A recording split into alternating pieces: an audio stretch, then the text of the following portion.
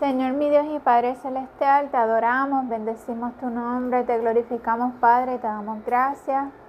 Gracias por este día que nos has dado, bendecimos tu nombre. Te pedimos perdón por todos nuestros pecados, te pedimos que nos limpies de todo pecado y de toda maldad, Señor. Padre, te pedimos que nos des revelación de tu palabra, que nos hables por medio de ella, que nos cambies, que nos transformes, que quites de nosotros todo corazón endurecido y nos des corazones nuevos, sensibles a tu voz y a tu palabra. Corazones sedientos de ti, dispuestos a perdonar, a pedir perdón. Te pedimos, Señor, que renueves nuestro entendimiento por medio del conocimiento de ti y de tu palabra, Señor, y que nos ayudes a creer en tu palabra, a recordarla, a meditar en ella y más que nada a ponerla por obra, Señor. Gracias por todo y te escuchamos, Padre. Queremos que nos hables en el nombre poderoso de Yeshua HaMashiach, Jesús el Mesías. Amén y amén. Amén. Ok, entonces hoy vamos a leer entonces Juan 11, ok. Dice, estaba entonces enfermo uno llamado Lázaro, de Betania, la aldea de María y de Marta, su hermana. María, cuyo hermano Lázaro estaba enfermo, fue la que ungió al Señor con perfume y le enjugó los pies con sus cabellos. Enviaron pues las hermanas para decir a Jesús, Yeshua, Señor, he aquí, el que amas está enfermo. Oyéndolo Jesús, Yeshua dijo, esta enfermedad no es para muerte, sino para la gloria de Dios, para que el Hijo de Dios sea glorificado por ella. Y amaba Jesús Yeshua a Marta, a su hermana y a Lázaro. Cuando oyó, pues, que estaba enfermo, se quedó 2 días más en el lugar donde estaba. Luego, después de esto, dijo a los discípulos, vamos a Judea otra vez. Le dijeron los discípulos, Rabí, ahora procuraban los judíos apedrearte, ¿y otra vez vas allá? Respondió Jesús Yeshua, ¿no tiene el día 12 horas? El que anda de día no tropieza, porque ve la luz de este mundo. Pero el que anda de noche tropieza, porque no hay luz en él. Dicho esto, les dijo después, nuestro amigo Lázaro duerme, mas voy para despertarle. Dijeron entonces sus discípulos, Señor, si duerme, sanará. Pero Jesús, Yeshua, decía esto de la muerte de Lázaro, y ellos pensaron que hablaba del reposar del sueño. Entonces Jesús, Yeshua, les dijo claramente, Lázaro ha muerto, y me alegro por vosotros de no haber estado allí para que creáis, mas vamos a él. Entonces Tomás, llamado Dídimo, a sus condiscípulos, dijo, vamos también nosotros para que muramos con él. Vino pues Jesús, Yeshua, y halló que hacía ya 4 días que Lázaro estaba en el sepulcro. Betania estaba cerca de Jerusalén, como a 15 estadios, y muchos de los judíos habían venido a Marta y a María para consolarlas por su hermano. Entonces Marta, cuando oyó que Yeshua venía, salió a encontrarle, pero María se quedó en casa.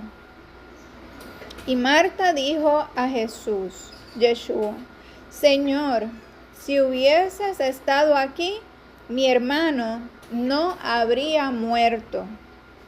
Mas también sé ahora que todo lo que pidas a Dios, Dios te lo dará. Yeshua le dijo, tu hermano resucitará.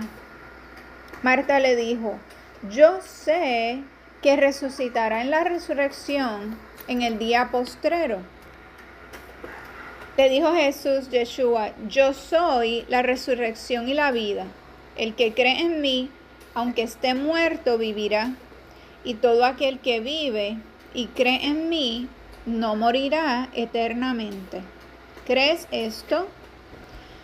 Le dijo, sí, Señor, yo he creído que tú eres el Cristo, el Hijo de Dios, que has venido al mundo. Habiendo dicho esto, fue y llamó a María, su hermana, diciéndole en secreto, el Maestro está aquí y te llama. Ella, cuando lo oyó, se levantó deprisa y vino a él. Yeshua, todavía no había entrado en la aldea, sino que estaba en el lugar donde Marta le había encontrado. Entonces los judíos que estaban en casa con ella y la consolaban, cuando vieron que María se había levantado deprisa y había salido, la siguieron diciendo, va al sepulcro a llorar allí. María, cuando llegó a donde estaba Yeshua, al verle, se postró a sus pies, diciéndole, Señor, si hubieses estado aquí, no habría muerto mi hermano. Yeshua entonces, al verla llorando, y a los judíos que le acompañaban también llorando, se estremeció en espíritu y se conmovió. Y dijo, ¿dónde le pusisteis? Le dijeron, Señor, ven y ve. Yeshua lloró. Dijeron entonces los judíos, mirad cómo le amaba. Y algunos de ellos dijeron, ¿no podía este que abrió los ojos al ciego haber hecho también que Lázaro no muriera? Yeshua, profundamente conmovido otra vez, vino al sepulcro. Era una cueva y tenía una piedra puesta encima. Yeshua dijo, quitad la piedra. Marta, la hermana del que había muerto, le dijo, Señor, hiede ya, porque es de 4 días. Yeshua le dijo, ¿no te he dicho que si crees, verás la gloria de Dios? Entonces quitaron la piedra de donde había sido puesto el muerto. Y Yeshua, alzando los ojos a lo alto, dijo, Padre, gracias te doy por haberme oído. Yo sabía que siempre me oyes, pero lo dije por causa de la multitud que está alrededor, para que crean que tú me has enviado. Y habiendo dicho esto, clamó a gran voz, Lázaro, ven fuera. Y el que había muerto salió, atadas las manos y los pies con vendas, y el rostro envuelto en un sudario. Yeshua les dijo, desatadle y dejadle ir. Entonces muchos de los judíos que habían venido para acompañar a María y vieron lo que hizo Yeshua, creyeron en él. Pero algunos de ellos fueron a los fariseos y les dijeron lo que Yeshua había hecho. Entonces los principales sacerdotes y los fariseos reunieron el concilio y dijeron: ¿qué haremos? Porque este hombre hace muchas señales. Si le dejamos así, todos creerán en él, y vendrán los romanos y destruirán nuestro lugar santo y nuestra nación. Entonces Caifás, uno de ellos, sumo sacerdote aquel año, les dijo: vosotros no sabéis nada, ni pensáis que nos conviene que un hombre muera por el pueblo, y no que toda la nación perezca. Esto no lo dijo por sí mismo, sino que como era el sumo sacerdote aquel año, profetizó que Jesús Yeshua iba a morir por la nación.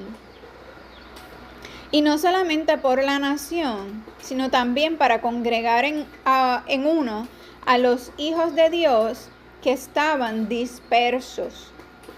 Así que desde aquel día acordaron matarle. Por tanto, Jesús, Yeshua, ya no andaba abiertamente entre los judíos, sino que se alejó de allí a la región contigua al desierto, a una ciudad llamada Efraín, y se quedó allí con sus discípulos. Y estaba cerca la Pascua de los judíos, y muchos subieron de aquella región a Jerusalén antes de la Pascua para purificarse. Y buscaban a Jesús, Yeshua, y estando ellos en el templo, se preguntaban unos a otros: ¿qué os parece? ¿No vendrá a la fiesta? Y los principales sacerdotes y los fariseos habían dado orden de que si alguno supiese dónde estaba, lo manifestase para que le prendiesen. Okay. Ahí acabamos de leer el capítulo 11 de Juan completo. Ahora vamos a ir parte por parte para irlo analizando. Okay, aquí primero que nada estamos viendo, ¿verdad? A María, a Marta y a Lázaro, ¿verdad? Lázaro estaba enfermo cuando Jesús estaba... Jesús estaba en Jerusalén, porque habíamos visto en el capítulo anterior, en el capítulo 10, que era la fiesta de la dedicación y Jesús estaba en Jerusalén cuando eso, ¿verdad? Entonces ahora estamos viendo que María, Marta y Lázaro estaban en Betania cuando Lázaro se enferma.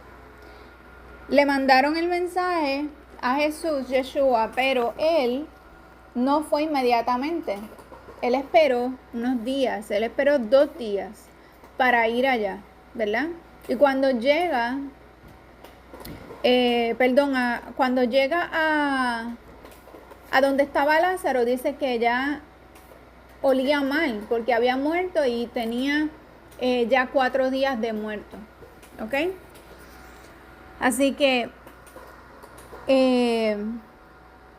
María era, según dice aquí, ¿verdad? Como acabamos de leer, ella era la que ungió a Yeshua con perfume y le enjugó los pies con sus cabellos, ¿ok?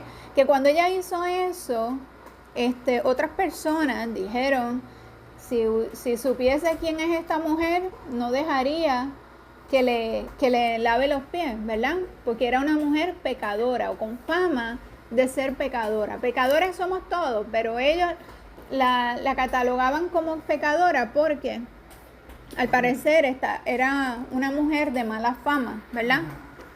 Ok. Una mujer libre. Ajá, una mujer libre, ok. O libertina, vamos a decir. Que vivía en una vida de libertinaje, ¿verdad? Entonces, salud. Entonces, María Magdalena. ¿Cómo? María Magdalena. Ok, según veo aquí, que estoy corroborando en el internet, la Biblia no confirma que María de Betania, o sea, la María la hermana de Marta, y María Magdalena sean la misma mujer. Y la mujer pecadora que ungió a Jesús, ¿verdad? Sin embargo, otros las ven como tres mujeres distintas. O sea, para algunas personas es la misma María, pero otros piensan que no es la misma persona. ¿Ok? Por lo menos aquí nos dice que es María de Betania y es hermana de Marta y de Lázaro. Y nos dice también que fue la que ungió al Señor con perfume y enjugó los pies con sus cabellos, ¿verdad? Entonces, si vamos al capítulo 12, que es el próximo capítulo, vemos que ahí está la historia de cuando María unge a Jesús, ¿verdad? A Yeshua. Voy a leer ese pedacito. Dice: 6 días antes de la Pascua vino Jesús, Yeshua, a Betania, donde estaba Lázaro, el que había estado muerto y a quien había resucitado de los muertos. Y le hicieron allí una cena. Marta servía y Lázaro era uno de los que estaban sentados a la mesa con él. Entonces María tomó 1 libra de perfume de nardo puro de mucho precio y ungió los pies de Jesús, Yeshua, y los enjugó con sus cabellos. Y la casa se llenó del olor del perfume. Y dijo uno de sus discípulos, Judas Iscariote, hijo de Simón, el que le había de entregar: ¿por qué no fue este perfume vendido por 300 denarios y dado a los pobres? Pero dijo esto no porque se cuidara de los pobres, sino porque era ladrón y teniendo la bolsa sustraía de lo que echaba en ella. Entonces Jesús, Yeshua, dijo: déjala, para el día de mi sepultura ha guardado esto, porque a los pobres siempre los tendréis con vosotros, mas a mí no siempre me tendréis. ¿Ok? Esto es importante, ¿verdad? Porque no sé por qué, ¿verdad? La historia es relatada como al revés, ¿verdad? Porque primero en el capítulo 12 nos dice 6 días antes de la Pascua, o sea, vino Jesús a Betania, donde estaba Lázaro, el que había estado muerto y a quien había resucitado de los muertos. O sea, que, y dice, y le hicieron allí una cena. Ok, o sea que este evento de la resurrección de Lázaro fue 6 días antes de la muerte de Jesús, Yeshua. ¿Por qué? Porque él murió el día que se sacrificaba el cordero para la Pascua, para Pesach, para la cena de Pesach. Y entonces allí, ¿verdad? Es que se hizo una cena en donde María ungió los pies de Jesús, de Yeshua, con el perfume y le enjugó con sus cabellos. ¿Ok? Así que ubicándonos, ¿verdad? De que esto sucedió 6 días antes de la Pascua. Eso es importante porque ya está pronto a Jesús, Yeshua, a morir, ¿verdad? Y cuando vemos aquí en el capítulo 11, el versículo 9, Jesús, Yeshua, nos dice: ¿no tiene el día 12 horas? El año, no siempre, todo el año, el día y la noche tienen 12 horas, ¿verdad que no? Porque hay una parte del año, ¿verdad?, que es más en invierno, en donde la noche es más larga. Y hay otra parte del año, que es más como para el verano, en donde el día es más largo que la noche. ¿Ok? Pero nos está ubicando en un tiempo específico del año, que es cuando el día y la noche, los dos, tienen 12 horas. ¿Ok? Aquí nos está hablando del tiempo del año en el que sucede. Entonces, ¿Por qué eso es importante? Porque el año bíblico comienza en la primavera. En la primavera es cuando el día y la noche tienen 12 horas, ¿ok? Y entonces, cuando inicia la primavera, cuando el día tiene 12 horas, vamos a ver que es el tiempo de la cebada, y cuando la cebada está espigada, es que comienza el año en el calendario bíblico. Esto ocurre entre los meses de marzo y abril. Una vez comienza el año, de acuerdo al calendario bíblico, cuando la cebada está espigada, la próxima luna nueva, ¿verdad? Ahí es que comienza el año. Y a partir de ahí es que se empieza a contar el tiempo, que son 14 días, ¿verdad? En el día número 14 de ese primer mes del año es cuando ocurre lo de la cena de Pesaj, o el sacrificio para la cena de Pesaj, y ese fue el día exacto que Jesús, Yeshua, murió, fue sacrificado, ¿ok? Ok, entonces cuando él dice, no tiene el día 12 horas, luego él dice, el que anda de día no tropieza, porque ve la luz de este mundo. Pero el que anda de noche tropieza porque no hay luz en él. Ahí nos está comparando, ¿verdad? El día y la noche nos está comparando como cuando una persona está con Dios y cuando está en la maldad, ¿verdad? Porque cuando dice, el que anda de día no tropieza, ese tropiezo representa a irse al pecado, ¿verdad? A alejarse de Dios, ¿verdad? Dice, no tropieza porque ve la luz de este mundo. ¿Cuál es la luz de este mundo? Lo que él está hablando, a Jesús, Yeshua, él es la luz del mundo. Cuando lo tenemos a él nos dirige a vivir una vida de santidad, una vida separados del pecado, ¿ok? Pero dice, pero el que anda de noche, o sea, el que anda en la maldad, el que está alejado del Señor, tropieza porque no hay luz en él. Cuando dice no hay luz en él, es porque en esa persona Dios no está. Si la persona está viviendo una vida alejada del Señor, en pecado, pues Dios no está en esa persona. No hay nada bueno en esa persona. Está en la maldad. ¿Ok? Dicho esto, les dijo después, nuestro amigo Lázaro duerme, mas voy para despertarle.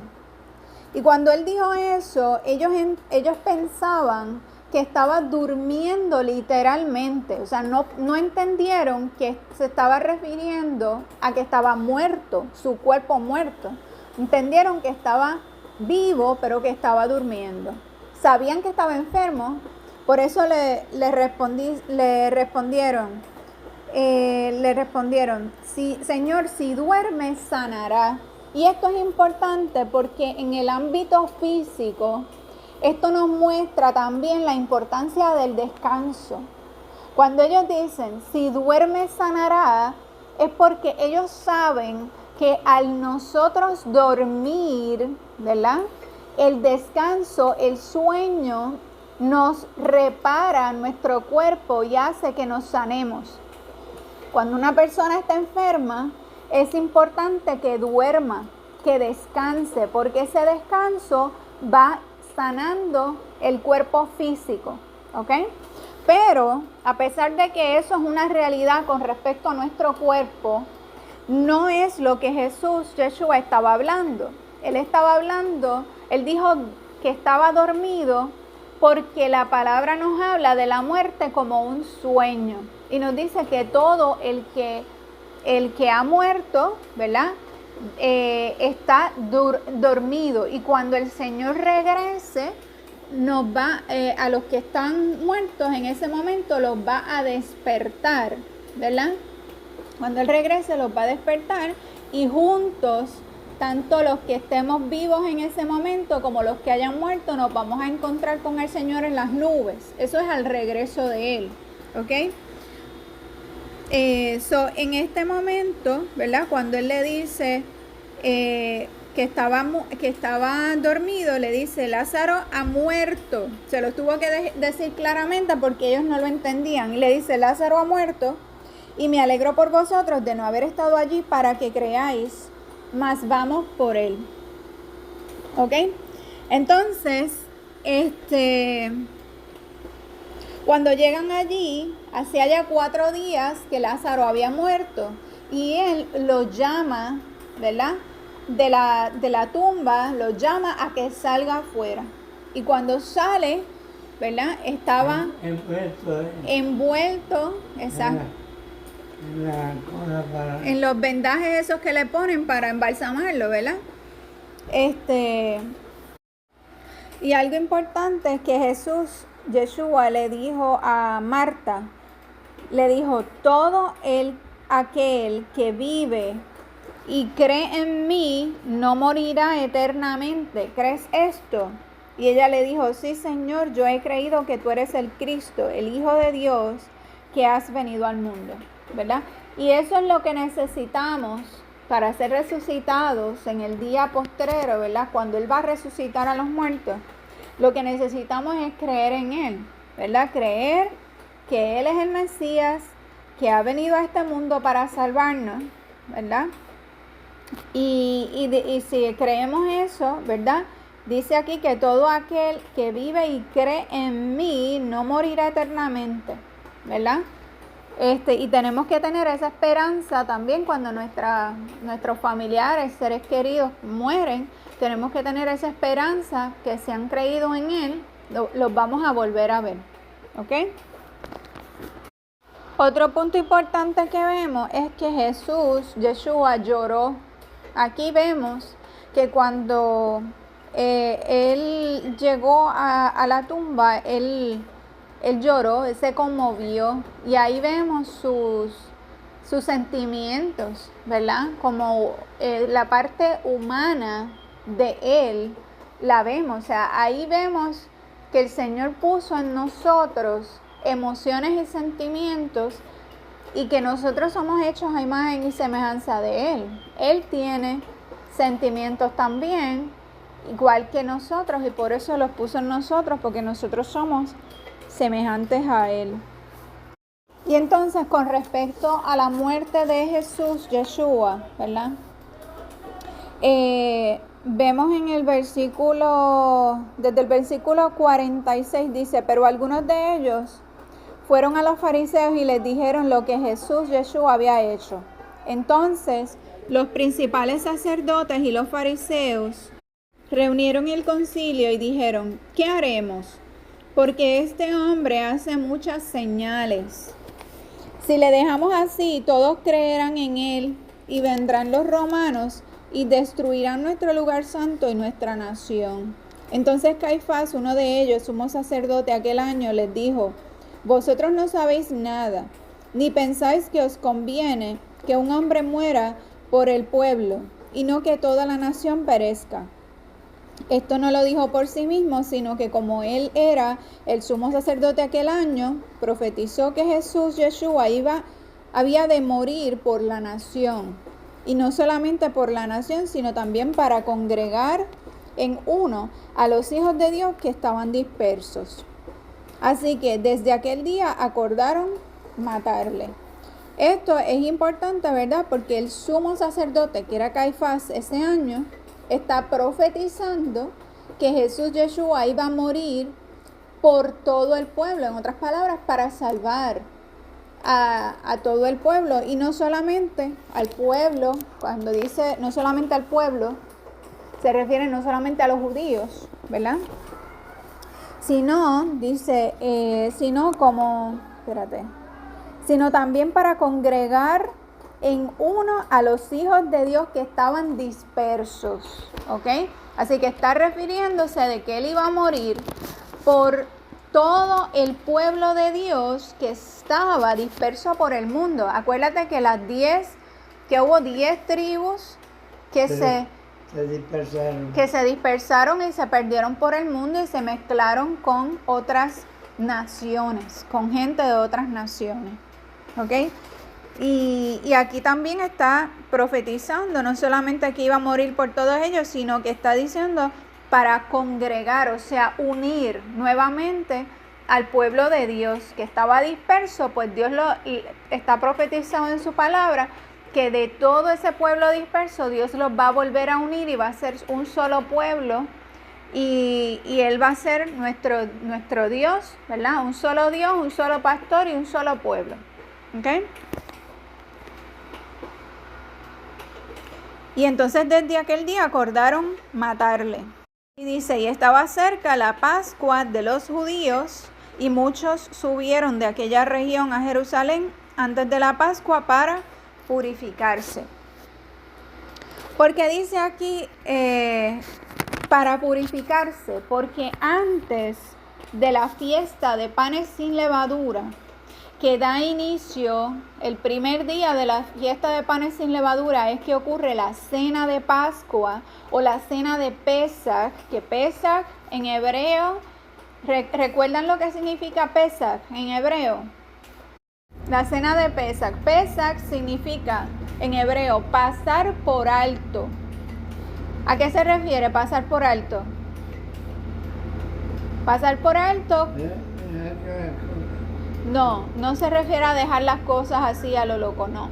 Cuando dice pasar por alto, está refiriéndose a cuando el ángel de la muerte pasó en Egipto para matar a todos los primogénitos de Egipto. Cada vez que veía una puerta en donde había sangre en el dintel de la puerta, ese ángel de la muerte pasaba por alto esa casa, queriendo decir que no moría el primogénito de esa casa. ¿Y cuáles son esos primogénitos? El primer hijo, pero era los primogénitos del pueblo de Israel, que eran esclavos en Egipto, ¿verdad? Y Dios les dijo, antes de haber ido esa plaga de la muerte del primogénito, Dios le dijo al pueblo de Israel, sacrifiquen un cordero y con la sangre de ese cordero pinten los dinteles de las puertas, y entonces cada vez que el ángel de la muerte vea ese dintel pintado con sangre, va a saber que ahí viven uno de mis hijos y no va a morir nadie ahí. ¿Por qué? Porque el cordero que murió y que se sacrificó para pintar ese dintel tomó el lugar del primogénito de esa casa. El cordero murió en lugar del primogénito de esa casa. Y eso era exactamente lo que hizo Jesús, o lo que iba a hacer Jesús, Yeshua, en la cruz por nosotros. Él fue sacrificado en lugar de nosotros, sus hijos, los que creemos en Él. Él fue sacrificado en lugar de nosotros. ¿Ok? Y entonces, cuando dice aquí, ¿verdad? Que muchos subieron de aquella región a Jerusalén antes de la Pascua, antes de Pesach, para purificarse, es porque para la fiesta de panes sin levadura se supone que todos hagamos una preparación de la casa, sacando toda la levadura que hay en la casa, para que cuando llegue la fiesta de los panes sin levadura, dentro de nuestra casa no haya nada con levadura. Y asimismo, como se saca la levadura de la casa, eso es una representación física de lo que debemos de hacer en nuestro corazón. ¿Ok? Cuando estamos sacando la levadura de nuestra casa, al mismo tiempo tenemos que estar examinando nuestro corazón para que el Señor limpie y purifique nuestros corazones, nuestras vidas, y quite de nosotros todo aquello que no le agrada. Entonces ese era el proceso, ¿verdad?, que estaban haciendo las personas en ese tiempo que ocurre esto. Por eso es que dice, estaba cerca la Pascua de los judíos y muchos subieron de aquella región a Jerusalén antes de la Pascua para purificarse. Entonces, vemos aquí la expresión, la Pascua de los judíos. ¿Por qué le llamaban así? Porque eran ellos los que guardaban esta fiesta. Pero no quiere decir que esta fiesta era únicamente y exclusivamente para ser celebrada por los judíos. ¿Cómo lo sabemos? Cuando vamos al Levítico 23 y vemos que Dios da la orden de celebrar estas fiestas, ahí no dice que son las fiestas de los judíos, dice que son las fiestas del Señor. ¿Ok? Las fiestas del Señor. Lo que pasa es que el pueblo de Dios, ¿verdad? El pueblo de Israel se había ya dispersado. Para este entonces, cuando ocurre esto, ya el pueblo de Dios, el pueblo de Israel se había dispersado. Ya no estaba unido. Ya no estaba unido, ya se habían dispersado las 10 tribus, se habían perdido, y los que regresaron a Israel, a la tierra de Israel, eran los judíos. Eran los de la tribu de Judá y los de la tribu de Benjamín. Y ahora todavía están. Ajá, esas son las únicas. Israel. Sí, esas son las únicas 2 tribus que habían regresado a la tierra de Israel, y por eso le llamaban los judíos. Pero acuérdate, los judíos son solamente esas 2 tribus, o refiriéndose mayormente a la tribu de Judá. ¿Ok? Pero no quiere decir que ellos eran los únicos que debían celebrarlas, sino eran los únicos que en ese momento las estaban ahí celebrando. Y porque eran los que estaban allí y los únicos que las estaban celebrando. Pero todos los que somos hijos de Dios estamos llamados a celebrarla, como nos dice en Levítico 23. ¿Ok? Entonces, después dice, y buscaban a Jesús, Yeshua, y estando ellos en el templo, se preguntaban unos a otros, ¿qué os parece? ¿No vendrá a la fiesta? Y los principales sacerdotes y los fariseos habían dado orden de que si alguno supiese dónde estaba, lo manifestase para que le prendiesen. ¿Ok?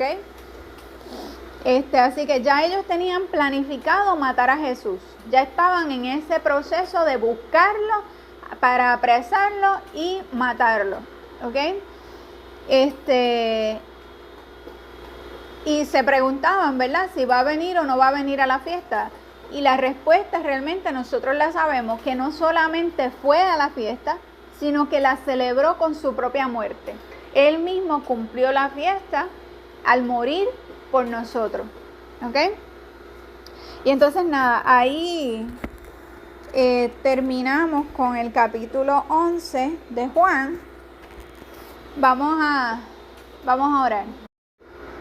Señor mi Dios y Padre Celestial, te damos gracias por tu palabra. Gracias por el sacrificio que hiciste por nosotros en la cruz, Señor. Gracias, Padre, porque tú eres fiel, porque tú, Señor, nos limpias, nos purificas a través de tu palabra. Te pedimos, Señor, que continúes hablando a nuestros corazones, Padre amado, que nos continúes transformando. Te pedimos, te damos gracias por cada persona que pueda estar escuchando este mensaje a través del internet, y también te damos gracias por la oportunidad que nos has dado a nosotros de estudiarlos en familia y compartirlo con otros. Gracias por todo, Padre amado. Te bendecimos y te glorificamos en el nombre poderoso de Yeshua HaMashiach, Jesús el Mesías. Amén y amén.